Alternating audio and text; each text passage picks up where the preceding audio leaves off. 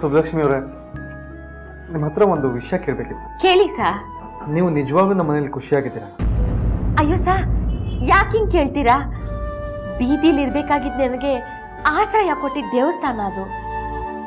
ಅಲ್ಲಿ ನಾನು ಖುಷಿಯಾಗಿಲ್ಲ ಅಂದ್ರೆ ಏನರ್ಥ ಹೇಳಿ? ಹಾಗಲ್ಲ, ಮುಂಚೆ ಆದರೆ ನಮ್ಮ ಮನೇಲಿ ನಾನು, ಶ್ರೀಶ ಪುಟ್ಟಿ ಮತ್ತು ಅಮ್ಮ 3 ಜನ ಇರ್ತಿದ್ವಿ. ಆದರೆ ಈಗ ಚಾರುಲತಾ ಮತ್ತು ಅವ್ರ ತಾಯಿ ಇದ್ದಾರೆ. ನಿಮ್ಗೇನಾದ್ರು ಸ್ವಲ್ಪ ಅನ್ಕಂಫರ್ಟೇಬಲ್ ಫೀಲ್ ಆಗ್ತಿದೆಯಾ ಅಂತ? ಸಾ, ಅವ್ರು ಇರೋದ್ರಿಂದ ನನಗೇನ್ ಸಹ ತೊಂದರೆ ಆಯ್ತದೆ? ಅದು ನಿಮ್ಮನೆ, ಅವ್ರುಗಳು ನಿಮ್ಮನೆಯವರು. ಅವ್ರು ಇರೋದ್ರಿಂದ ನನಗೆ ತೊಂದರೆ ಆಯ್ತದೆ ಅಂತಂದ್ರೆ ಅದು ದುರಹಂಕಾರದ ಮಾತಾಯ್ತದೆ ಸರ್. ನನಗೆ ನೀವು ಆಂಟಿ ಶ್ರೀಸಾ ಪುಟ್ಟಿ ಹೆಂಗೋ ಅವರು ಹಂಗೆಯ ಸಾ.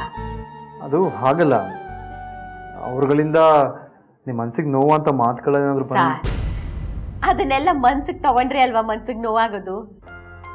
ನಾವು ಯಾವ ಮಾತಿಂದ ಬೇಜಾರಾಗಬೇಕು, ಯಾವ ಮಾತಿಂದ ಬೇಜಾರಾಗಬಾರ್ದು ಅನ್ನೋದು ನಮಗ್ ಬಿಟ್ಟು ನಿರ್ಧಾರ ಆಗಿರ್ತದೆ.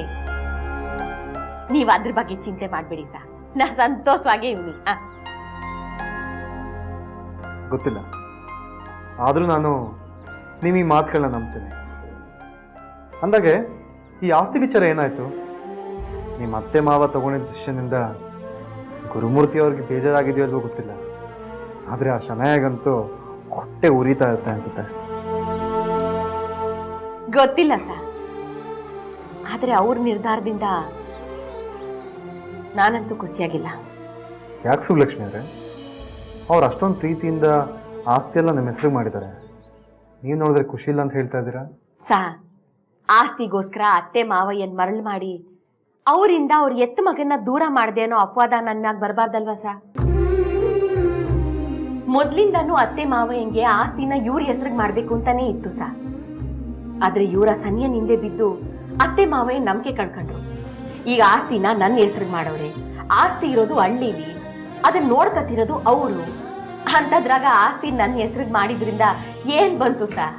ಅದರಿಂದ ನಿಮ್ಮ ಅತ್ತೆ ಮಾವ ಸಂತೋಷ ಆಯ್ತಲ್ಲ, ಅಷ್ಟೇ ಸಾಕ್ತಾನೆ. ಬನ್ನಿ ಮಿಸ್ಟರ್ ಗುರುಮೂರ್ತಿ, ಪ್ಲೀಸ್ ಕಮ್. ಟೋಲಿ ಮೇಡಮ್, ಮಾರ್ಕೆಟಿಂಗ್ ಡೀಟೇಲ್ಸ್ ಎಲ್ಲ ರೆಡಿ ಇದೆ. ಅದು ನಾನು ಕೊಡೋದು ಬೇಕಾಗಿಲ್ಲ. ಅರುಣ್ ಸಾರ್ಗೆ ಅದನ್ನ ನೀವೇ ಎಕ್ಸ್ಪ್ಲೈನ್ ಮಾಡ್ಬಿಡಿ.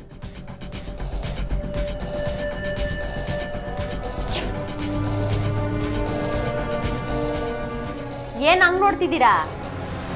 ವಿವರವಾಗಿ ಅರುಣ್ ಸಾರ್ಗೆ ಹೇಳಿ ಅಂದೆ. ಯಾಕೆ ಇಂಗ್ಲಿಷ್ ಬರಕ್ಕಿಲ್ವಾ?